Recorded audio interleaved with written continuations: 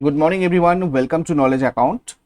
আমরা দেখব 28 মার্চ 2026 এর ইম্পর্টেন্ট কারেন্ট অ্যাফেয়ার্স, তার সাথে সাথে রিলেটেড স্ট্র্যাটেজিকে। তোমরা জানো কালকে একটু ওয়েদার খারাপ ছিল, যার জন্য এখানে পাওয়ার কাট ছিল অনেকক্ষণ ধরে, যার জন্য কালকে আমি তোমাদের জন্য এটা রেডি করতে পারিনি এবং সকাল 6টার সময় দিতে পারিনি। আদারওয়াইজ প্রতিদিন সকাল 6টার সময় তোমরা নলেজ অ্যাকাউন্টে এই ডেলি কারেন্ট অ্যাফেয়ার্সের ক্লাসটা ফলো করবে।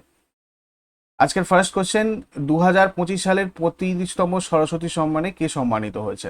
2025 সালের 35তম সরস্বতী সম্মান রামকুমার মুখোপাধ্যায় পেয়েছেন এবারের 35তম সরস্বতী সম্মান। তো তার হর পার্বতী কথা নামের একটা উপন্যাস রয়েছে, যে উপন্যাসের জন্য তিনি এটা লাভ করেছেন। এই উপন্যাসটা 2020 সালে প্রকাশিত হয়েছিল, আর এই উপন্যাসে ভারতের সংস্কৃতি, পুরাণ এবং সমাজ ব্যবস্থার একটা গভীর প্রতিফলন ফুটে উঠেছে। হরিবংশ রাই বচ্চন তার 4 খণ্ডের আত্মজীবনী ক্যা ভুলু ক্যা ইয়াদ করু, বসেরে সে দূর, নিদা কা নির্মাণ, ফির এবং দশদার সে সোপন তক এর জন্য প্রথম সরস্বতী সম্মানের বিজয়ী ছিলেন। বাংলা সাহিত্যে প্রথম এই সম্মান পেয়েছিলেন কবি শঙ্খ ঘোষ 2011 সালে, তার মূর্খ বড় সামাজিক নয় এই কাব্যগ্রন্থের জন্য। 2024 সালে 34তম সরস্বতী সম্মান কে পেয়েছিলেন? প্রভা বর্মা, মালায়ালাম কবি, তার কাব্যোপন্যাস রৌদ্র সাত্বিকমের জন্য। দেখো, সরস্বতী সম্মান 1991 সালে কে কে বিড়লা ফাউন্ডেশন দ্বারা প্রবর্তিত হয়। আমাদের সংবিধানের যে অষ্টম তফসিল রয়েছে, সেই অষ্টম তফসিলের অন্তর্গত যে কোনো ভারতীয় ভাষায় রচিত অসামান্য সাহিত্য কৃতির জন্য এই সম্মানটা দেওয়া হয়। এই সম্মানে নগদ 15 লক্ষ টাকা, একটা মানপত্র এবং একটা স্মারক প্রদান করা হয়। পুরস্কারটা কেবল ভারতীয় নাগরিকদের গত 10 বছরের মধ্যে প্রকাশিত সাহিত্যকর্মের উপর ভিত্তি করে প্রদান করা হয়। আমরা 60তম জ্ঞানপীঠ পুরস্কারও রিসেন্টলি দেখেছিলাম 2026-এ। আর বৈরামুতু পেয়েছিলেন সাহিত্যিক সম্মান, এটা একটা সাহিত্য সম্মান। অশোক চক্র 2026-এ শুভাংশু শুক্লা, ভারতের সর্বোচ্চ শান্তিকালীন বীরত্ব পুরস্কার। ইন্দিরা গান্ধী শান্তি পুরস্কার, এটা শান্তি আর উন্নয়নের জন্য দেওয়া হয়, গ্রাসা মাসেল পেয়েছেন। গ্লোবাল টিচার প্রাইজ 2026, এটা শিক্ষাক্ষেত্রে অবদানের জন্য দেওয়া হয়, রুবেল নাগি পেয়েছিলেন। স্টকহোম জল পুরস্কার, কনিষ্ঠতম বিজ্ঞানী হিসেবে জয়ী কাবে মাদানি। সঙ্গীত কলানিধি 2026, সরস্বতী বীণা বাদক জয়ন্তী কুমারেশ। নৃত্য কলানিধি 2026, একজন ভারতনাট্যম শিল্পী নরেন্দ্র জি, তিনি পেয়েছেন। প্রথম গ্র্যামি পুরস্কার আধ্যাত্মিক গুরু দলাই লামার প্রথম জয়, অ্যালবাম মেডিটেশনস। এই সমস্ত কিছু কারেন্ট অ্যাওয়ার্ডস রয়েছে যেগুলো তোমাদের অত্যন্ত গুরুত্বপূর্ণ, বারবার এগুলো পড়ে রিভিশন করো। পরের প্রশ্নে যাবার আগে বলে দিই, নলেজ অ্যাকাউন্ট অফিসিয়াল অ্যাপে তোমাদের ইবুক অ্যাভেলেবেল রয়েছে প্রত্যেক মাসের A4 সাইজের। তোমরা অ্যাপটার ইবুক সেকশনে গেলে মান্থলি কারেন্ট অ্যাফেয়ার্সের পিডিএফ কালেক্ট করতে পারবে। এছাড়া কোর্সে তোমাদের পিডিএফ আর মক টেস্ট এর কম্বো ব্যাচ রয়েছে, তোমরা এখান থেকে পুরো কারেন্ট অ্যাফেয়ার্স ভালো করে প্র্যাকটিস করতে পারবে। আর এগুলো চলছে আমাদের বর্তমানে বিভিন্ন ব্যাচ সবসময়তেই রানিং চলছে, কোনো না কোনো ব্যাচ তোমরা চাইলে নলেজ অ্যাকাউন্ট অফিসিয়াল অ্যাপের কোর্স সেকশন ভিজিট করো। তোমাদের প্রয়োজন পড়লে তোমরা এই নাম্বারে হোয়াটসঅ্যাপ অথবা কলও করতে পারো আমাদের কনসালটেশনের জন্য আমাদের সাথে, এবং তোমাদের প্রয়োজন মতো ব্যাচে তোমরা যুক্ত হতে পারো। পরের প্রশ্ন দেখব, ভারতের প্রথম জাতীয় ইনডোর অ্যাথলেটিক্স চ্যাম্পিয়নশিপ কোন শহরে আয়োজিত হচ্ছে? প্রথম জাতীয় ইনডোর অ্যাথলেটিক্স চ্যাম্পিয়নশিপ এটা হচ্ছে কোথায়? ভুবনেশ্বরে। ভারতের ক্রীড়া ইতিহাসে প্রথমবারের মতো জাতীয় ইনডোর অ্যাথলেটিক্স চ্যাম্পিয়নশিপ ওড়িশার ভুবনেশ্বরে কলিঙ্গ স্টেডিয়ামে শুরু হয়েছে। এই দুদিনের প্রতিযোগিতার মূল লক্ষ্য হচ্ছে ভারতের ইনডোর অ্যাথলেটিক্স পরিকাঠামোকে শক্তিশালী করা এবং অ্যাথলেটিক্সদের সিজনের শুরুতেই প্রতিযোগিতামূলক পরিবেশ দেওয়া। এই চ্যাম্পিয়নশিপে মোট 278 জন প্রতিযোগী অংশ নিচ্ছেন, যার মধ্যে 97 জন মহিলা অ্যাথলেট। আর এটা সিনিয়র এবং আন্ডার 20 এই দুটো ক্যাটাগরিতেই হচ্ছে। এরপর 2026 সালের এপ্রিলে নির্ধারিত আর্টেমিস মিশনটা 1972 সালের কোন মিশনের পর নিম্ন পৃথিবী কক্ষপথ অর্থাৎ লো আর্থ অরবিট থেকে দূরে যাওয়া প্রথম মানববাহী মিশন হবে? অ্যাপোলো 17, এটা হচ্ছে নাসার অ্যাপোলো 17। এটা 1972 এর ডিসেম্বরে চাঁদে পাঠানো সর্বশেষ মানববাহী মিশন কমান্ডার ইউজিন সারানান এবং lunar module pilot Harrison Smith, যিনি প্রথম ভূতাত্ত্বিক, চাঁদের টরাস লিট্রো উপত্যকায় অবতরণ করেন। এই মিশনে নভোচারীরা রেকর্ড করা 3 দিন 2 ঘন্টা চাঁদে থাকেন এবং প্রায় 245 পাউন্ড পাথরের নমুনা সংগ্রহ করেন। এটা নাসার এই যে আর্টেমিস 2 মিশনটা, এটা আর্টেমিস প্রোগ্রামের প্রথম মানববাহী মিশন। প্রায় 54 বছর পর এই মিশনের মাধ্যমেই মানুষ আবার চাঁদের কাছাকাছি পৌঁছবে। এটা একটা প্রায় 10 দিনের মিশন হতে চলেছে। ফ্লোরিডার কেনেডি স্পেস সেন্টার থেকে এটা উৎক্ষেপণ করা হবে। আর লঞ্চ কমপ্লেক্স 39B-এর সাহায্যে এই মিশনে বিশ্বের সব থেকে শক্তিশালী রকেট, স্পেস লঞ্চ সিস্টেম এবং SLS এবং ওরিয়ন CM-003 মহাকাশযান ব্যবহার করা হবে। এই ঐতিহাসিক মিশনে মোট 4 জন মহাকাশচারী অংশ নিচ্ছেন। Reid Wiseman mission commander, Victor Glover pilot, Christina Koch প্রথম মহিলা মহাকাশচারী যিনি কোনো চন্দ্র অভিযানে অংশ নিচ্ছেন, জেরেমি হ্যানসেন মিশন স্পেশালিস্ট। এরপর ভারতের নিজস্ব প্রযুক্তিতে তৈরি আকাশা 300 আসলে কি? তো দেখো, এটা একটা উন্নত 3D প্রিন্টার, যেরকমটা তোমরা ছবিটাতে দেখতে পাচ্ছ। Multimaterial 3D printer. এই সিস্টেমটা কেরালার তিরুবনন্তপুরমের ভালিয়ামালায় লিকুইড প্রপালশন সিস্টেম সেন্টারে ইনস্টল করা হয়েছে। এটা একটা high performance multimaterial extrusion 3D printer, যেটা জটিল ইঞ্জিনিয়ারিং পার্টস তৈরিতে সক্ষম। এতে রয়েছে ডুয়াল এক্সট্রুশন প্রযুক্তি, যেটা 350 ডিগ্রি সেন্টিগ্রেড তাপমাত্রায় কাজ করতে পারে এবং ভবিষ্যতে এটা 500 ডিগ্রি সেন্টিগ্রেড পর্যন্ত মানে টেম্পারেচারে কাজ করতে পারবে। প্রিন্টারটা হিটের বেড 110 ডিগ্রি সেন্টিগ্রেড থেকে 150 ডিগ্রি সেন্টিগ্রেড পর্যন্ত উত্তপ্ত হতে পারে এবং এর ভেতরের চেম্বার 80 ডিগ্রি সেন্টিগ্রেড তাপমাত্রা বজায় রাখতে সক্ষম।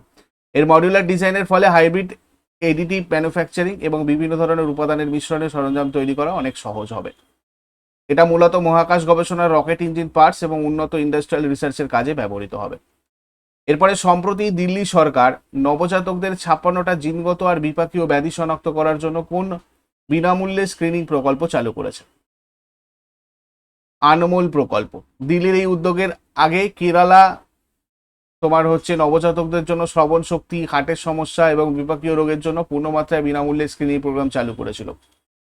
যাই হোক, দিল্লি সরকার শিশু মৃত্যুহার কমাতে এবং জন্মগত রোগ দ্রুত শনাক্ত করতে এই আনমোল মানে advanced newborn monitoring for optimal life care নামক একটা যুগান্তকারী প্রকল্প চালু করছে। বিনামূল্যে পরিষেবা, তারপর রোগ শনাক্তকরণ, এইগুলো হচ্ছে এটার মূল বৈশিষ্ট্য, যাতে সরকারি এবং বেসরকারি উভয় হাসপাতালে জন্মানো সমস্ত শিশুর জন্য টেস্ট সম্পূর্ণ বিনামূল্যে করা যায়। এবং এই প্রকল্পের আওতায় শিশুদের 56টা জিনগত আর বিপাকীয় রোগ পরীক্ষা করা হবে। এর মধ্যে কনজেনিটাল হাইপোথাইরয়েডিজম, ফিনাইল কিটোনুরিয়া এবং সিস্টিক ফাইব্রোসিসের মতো জটিল রোগ রয়েছে। নেক্সট চলে আসবো তেলেঙ্গানার অমরাবাদ টাইগার রিজার্ভ কোন পর্বতশ্রেণীর অন্তর্ভুক্ত? তো দেখো, এটা পূর্বঘাট পর্বতমালা নাল্লামালা পাহাড়ের অন্তর্ভুক্ত। তেলেঙ্গানা সরকার অমরাবাদ টাইগার রিজার্ভের ভেতরে বসবাসকারী আদিবাসী পরিবারগুলোকে পুনর্বাসন আর স্থানান্তরের কাজ শুরু করেছে, যার মূল লক্ষ্য বন্যপ্রাণী সংরক্ষণ এবং আদিবাসীদের আর্থসামাজিক উন্নয়ন, এই দুটোর মধ্যে ভারসাম্য রাখা। এটা তেলেঙ্গানার নল্লামালা পাহাড়ে রয়েছে, যেটা পূর্বঘাট পর্বতমালার অংশ। 2014 সালে অন্ধ্রপ্রদেশ বিভাজনের আগে এটা নাগার্জুন সাগর শ্রীশৈলাম টাইগার রিজার্ভের অংশ ছিল। এখন এটা দক্ষিণ ভারতের অন্যতম বৃহত্তম ব্যাঘ্র সংরক্ষণ কেন্দ্র। এই অঞ্চলটা গভীর উপত্যকা, খাড়া পাহাড় এবং ঘন জঙ্গলে ঘেরা। বিখ্যাত কৃষ্ণা নদী রিজার্ভের মধ্যে দিয়ে গেছে, এটা খুব ইম্পর্টেন্ট একটা জিওগ্রাফি জিকে। এই অঞ্চলের জলাধারগুলো শ্রীশৈলাম বাঁধ, নাগার্জুন সাগর বাঁধের মতো গুরুত্বপূর্ণ জলাধারগুলোতে জল সরবরাহ করে, যেটা পরিবেশগতভাবে অত্যন্ত তাৎপর্যপূর্ণ। এই রিজার্ভে ঐতিহাসিকভাবে বসবাস করে চেঞ্চু উপজাতি।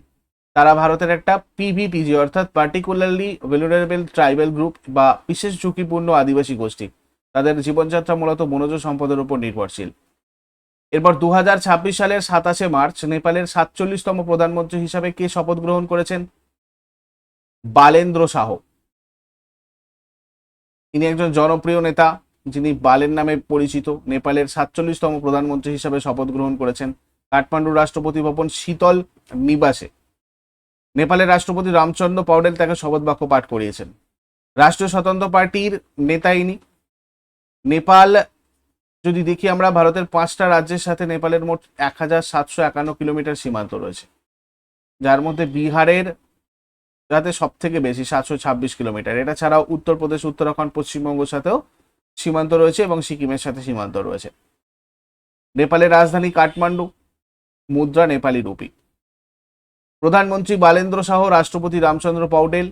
আর নেপাল আর ব্রিটেনের চুক্তি 1923-এ হয়েছিল। সরকারি ভাষা নেপালি। সংসদের নাম দ্য ন্যাশনাল অ্যাসেম্বলি। টোটাল 275টা আসন রয়েছে। National anthem Sayaun Thunga Phulka, national sports volleyball, national animal cow, national bird Himalayan monal, national flower rhododendron. উৎসব দশাইন বা বিজয় দশমী, বিখ্যাত নদী কর্ণালী নদী, মহাকালী, কমলা। প্রধান পর্বতমালা কি রয়েছে এখানে? মাউন্ট এভারেস্ট রয়েছে, বিশ্বের সর্বোচ্চ শৃঙ্গ। নেপালের ষোলকুম্বু জেলাতে রয়েছে, যেটা নেপালের সাগরমাথা নামে পরিচিত। লোটসে, অন্নপূর্ণা এগুলোও রয়েছে। আর ভারত আর নেপালের মধ্যে যে প্রতিরক্ষা মহড়াগুলো হয় সেগুলো হচ্ছে সূর্যকিরণ, এটা সেনা মহড়া। মাউন্ট এভারেস্ট বিশ্বের সর্বোচ্চ পর্বত শৃঙ্গ, হিমালয়ের গ্রেট হিমালয় অঞ্চলে অবস্থিত। এটা নেপাল আর তিব্বতের সীমানাতে রয়েছে। এটা তিব্বতে মাউন্ট এভারেস্ট আবার চোমলুংমা নামে পরিচিত, যার অর্থ বিশ্বের দেবীমা বা উপত্যকার দেবী। আর নেপালে সাগরমাথা নামে পরিচিত। 1852 সালে surveyor of India sir George এভারেস্টের নেতৃত্বে সঠিকভাবে এই শিখরটার উচ্চতা পরিমাপ করেছিলেন এবং তখন থেকে এটার নাম করা হয়েছিল পিক 15। এবং 1865 সালে জর্জ এভারেস্টের সম্মানে এটার নামকরণ করা হয়েছিল মাউন্ট এভারেস্ট। এখন এটার উচ্চতা প্রায় 8848.86 মিটার, সর্বজন গ্রাহ্য। 29 মে 1953 তারিখে নিউজিল্যান্ডের স্যার এডমন্ড হিলারি পৃথিবীর প্রথম ব্যক্তি যিনি মাউন্ট এভারেস্ট আরোহণ করেন। দেখো, মাউন্ট এভারেস্ট নিয়ে প্রচুর কিছু জিকে আমাদের হয়, তো এগুলো আমি ওই জন্য তোমাদের যখনই মাউন্ট এভারেস্ট আসে বা নেপাল আসে তোমাদেরকে এগুলো বলি, এগুলো বারবার রিভিশন করলে তোমাদের মনেও থাকবে। তাহলে কি হলো আমাদের এখানে? শেরপা তেনজিং নোরগে আর এডমন্ড হিলারি এরা দুজন 1953-তে মাউন্ট এভারেস্ট আরোহণ করেন। 1994 সালে ভারত সরকার এদের স্মরণে তেনজিং নোরগে জাতীয় অ্যাডভেঞ্চার অ্যাওয়ার্ড প্রতিষ্ঠা করেছিল। মাউন্ট এভারেস্টে আরোহণকারী প্রথম নারী ছিলেন জাপানের জুনকো তাবেই। প্রথম ভারতীয় মহিলা ছিলেন বাচিন্দ্রী পাল। প্রথম মহিলা যিনি দুবার মাউন্ট এভারেস্ট আরোহণ করেছিলেন তিনি হচ্ছেন সন্তোষ যাদব। এভারেস্ট আরোহণ করা বিশ্বের প্রথম অ্যাম্পুটি অরুণিমা সিনহা। এবং সবচেয়ে কম বয়সী মেয়ে মালাবত পূর্ণা 2014 সালে, যার 13 বছর 11 মাসে আরোহণ করেছিল। আর সবচেয়ে বয়স্ক মহিলা সঙ্গীতা সিন্ধি বাহি 2018 সালে 53 বছর বয়সে আরোহণ করেছিলেন। নেপালের কামিরিতা 31 বার এভারেস্ট আরোহণ করে বিশ্ব রেকর্ড করেছিলেন, যাকে আমরা বলি এভারেস্ট ম্যান। এটাও পাশাপাশি নোট করে রাখো, এভারেস্ট ম্যান বলি আমি। 2026 সালের শুরুতে কোন দেশ পশ্চিম এশিয়ার উত্তেজনার কারণে জাতীয় জ্বালানি জরুরি অবস্থা ঘোষণা করেছে? দেখো, এটা করেছে ফিলিপাইন্স। পশ্চিম এশিয়ার মিডল ইস্টে যে এখন বর্তমানে আমাদের চলছে, সেই উত্তেজনার কারণে জ্বালানি সরবরাহে আসন্ন বিপদ দেখে ফিলিপাইনের প্রেসিডেন্ট ফার্দিনান্দ মার্কোস জুনিয়র জাতীয় জ্বালানি জরুরি অবস্থা ঘোষণা করেছেন। বিশ্ববাজারে তেলের দামের ব্যাপক ওঠানামা এবং সরবরাহ শৃঙ্খলে অস্থিরতা দেশটার জ্বালানি নিরাপত্তার অর্থনৈতিক স্থিতিশীলতাকে ঝুঁকির মুখে ফেলে দিয়েছে। এই পদক্ষেপের মূল উদ্দেশ্য তেলের ঘাটতি রোধ করা এবং দেশে অত্যাবশ্যকীয় জ্বালানি সম্পদের নিরবিচ্ছিন্ন সরবরাহ নিশ্চিত রাখা। যেখানে একদম সবসময় তেল লাগবেই সেই জায়গাগুলোকে অন রেখে বাদ বাকিগুলোকে কন্ট্রোল করা। এরপরে ওয়ার্ল্ড এয়ার কোয়ালিটি রিপোর্ট 2025 অনুযায়ী বিশ্বের সব থেকে দূষিত দেশ কোনটা? সব থেকে দূষিত দেশ হচ্ছে পাকিস্তান। সুইজারল্যান্ডের বায়ুমান প্রযুক্তি সংস্থা আইকিউ এয়ার এই রিপোর্টটা প্রকাশ করেছে, যেখানে পাকিস্তান বর্তমানে বিশ্বের সবচেয়ে দূষিত দেশ এবং দ্বিতীয় আর তৃতীয় স্থানে রয়েছে বাংলাদেশ, তাজিকিস্তান এবং ভারত রয়েছে ষষ্ঠ স্থানে। এখানে আমেরিকার রয়েছে 120তম স্থানে, যুক্তরাজ্য 110তম স্থানে, অনেক নিচের দিকে রয়েছে জার্মানি। এখানে বায়ুর মান অনেক উন্নত। 143টা দেশের 9446টা শহরে প্রায় 40,000 মনিটরিং স্টেশনের তথ্যের উপর ভিত্তি করে এই রিপোর্ট তৈরি করা হয়েছে।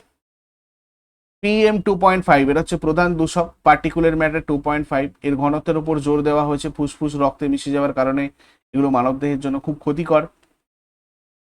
বিশ্বের দূষিততম শহর হচ্ছে উত্তরপ্রদেশের লোনি, বিশ্বের সবচেয়ে দূষিত শহর হিসেবে চিহ্নিত হয়েছে। দ্বিতীয় স্থানে চীনের হোটান রয়েছে, তৃতীয় স্থানে মেঘালয়ের বার্নিহাট এবং দিল্লি রয়েছে চতুর্থ স্থানে। দক্ষিণ আফ্রিকার নিউ উটারভিল শহর বাতাসের বিশ্বের মধ্যে সব থেকে পরিষ্কার বলে রেকর্ড করেছে। এরপর 2026 সালের শুরুতে ইরানের সুপ্রিম ন্যাশনাল সিকিউরিটি কাউন্সিলের নতুন প্রধান হিসেবে কে নিযুক্ত হয়েছেন? মোহাম্মদ বাঘের জোলঘাদার। পশ্চিম এশিয়ার এই চরম উত্তেজনার মাঝে ইরান তাদের সুপ্রিম ন্যাশনাল সিকিউরিটি কাউন্সিলের নতুন প্রধান হিসেবে মোহাম্মদ বাঘের জোলঘাদারকে নিযুক্ত করেছে। আল লারিদানির স্থলাভিষিক্ত হয়েছেন তিনি, যিনি সম্প্রতি ইসরায়েলি হামলাতে নিহত হয়েছিলেন। মোহাম্মদ বাঘের জোলগাদার ইরানের ইসলামিক রেভলিউশনারি গার্ড কর্পসের একজন প্রাক্তন কমান্ডার এবং বর্তমানে এক্সপেরিয়েন্সি ডিসার্নমেন্ট কাউন্সিলের সচিব হিসেবে কর্মরত। আগের দিনে হোমওয়ার্কগুলো দেখবো, কোন রাজ্যে রণ উৎসব পালিত হয়, এটা হয়ে যাবে গুজরাট রাজ্যে। দময়ন্তী শীর্ষক চিত্রটা প্রখ্যাত ভারতীয় চিত্রশিল্পী রাজা রবি বর্মার সৃষ্টি। আর আজকে তোমাদের জন্য কোয়েশ্চেন্স থাকবে, কোষীয় শ্বাস প্রশ্বাসের সময় নির্গত সংশ্লেষিত অণুকে কি বলা হয়? ব্রিটিশ ভারতের থিওসফিক্যাল সোসাইটি সদর দপ্তর কোথায় অবস্থিত ছিল? শেষকালে কমেন্টে জানাও। চট করে আগের দিনের গুলো কুইক রিভাইজ করে নেবো। যারা যারা লাইভে রয়েছে অ্যান্সার করার চেষ্টা করো। 27 মার্চ 2026 এর কোয়েশ্চেন্স কি ছিল আমাদের? 2028 সালের ওয়ার্ল্ড ইনডোর অ্যাথলেটিক্স চ্যাম্পিয়নশিপ কোন দেশে অনুষ্ঠিত হতে চলেছে? ভারত। কেন্দ্রীয় সরকার কোন প্রকল্পের অধীনে অন্ধ্রপ্রদেশের আরসাবল্লী শ্রী সূর্যনারায়ণ স্বামী মন্দিরের আধুনিকীকরণ আর উন্নয়নের জন্য 58 কোটি টাকার পরিকল্পনা গ্রহণ করেছে? প্রসাদ প্রকল্প। মণিপুর সরকার আন্তর্জাতিক বন দিবস উপলক্ষে বন সংরক্ষণ আর জৈব বৈচিত্র্য রক্ষায় নারীদের অংশগ্রহণ বৃদ্ধির জন্য কোন উদ্যোগ চালু করেছে? Ningol one initiative.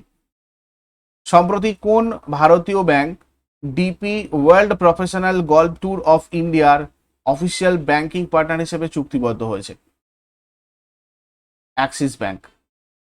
সম্প্রতি কোন বিখ্যাত সঙ্গীত ব্যক্তিত্বকে ইয়ামাহা মিউজিক ইন্ডিয়া তাদের ব্র্যান্ড অ্যাম্বাসাডর হিসেবে নিয়োগ করেছে? AR রহমান। হরিয়ানার মনু ঘাঙ্গাস 24তম জাতীয় প্যারা অ্যাথলেটিক্স চ্যাম্পিয়নশিপে কোন ইভেন্টে স্বর্ণপদক জিতেছেন? পুরুষদের ডিসকাস থ্রো F11। উড়িষ্যার ভুবনেশ্বরে অনুষ্ঠিত 24তম জাতীয় প্যারা অ্যাথলেটিক্স চ্যাম্পিয়নশিপে কোন রাজ্য পদক তালিকার শীর্ষস্থান দখল করেছে? হরিয়ানা। সম্প্রতি কোন বিশ্ববিদ্যালয়টা সশস্ত্র সীমাবল একাডেমির প্রশিক্ষণ কর্মসূচিকে একাডেমিক স্বীকৃতি দেওয়ার জন্য একটা সমঝোতা স্মারক স্বাক্ষর করেছে? রাষ্ট্রীয় রক্ষা ইউনিভার্সিটি। 2026 সালের 3রা এপ্রিল ভারতীয় নৌবাহিনীতে অন্তর্ভুক্ত হতে যাওয়া INS তারাগিরি কোন ক্লাসের স্থিত ফ্রিগেট? নীলগিরি ক্লাস। সম্প্রতি 21তম FC ওমেন্স এশিয়ান কাপের ফাইনালে অস্ট্রেলিয়াকে হারিয়ে কোন দেশ তাদের তৃতীয় শিরোপা জিতেছে? জাপান। 2026 সালের বিশ্ব আবহাওয়া দিবস এর মূল থিম বা বিষয়বস্তু কি ছিল? Observing today protecting tomorrow. ভারতীয় থিয়েটার আর সিনেমায় তার অসামান্য অবদানের জন্য কে মেটা আজীবন সম্মাননা পুরস্কার 2026 অর্জন করেছেন? আমল পালেকার। এগুলো ছিল আগের দিনের কোয়েশ্চেন্স। তোমরা রিভিশন করলে, ইউজফুল বলে মনে হলে অবশ্যই লাইক করো। আর প্রতিদিন সকাল 6টার সময় ডেলি কারেন্ট অ্যাফেয়ার্সের আপডেটের জন্য নলেজ অ্যাকাউন্টকে সাবস্ক্রাইব করে বেল আইকন প্রেস করে অলে ক্লিক করে রাখো।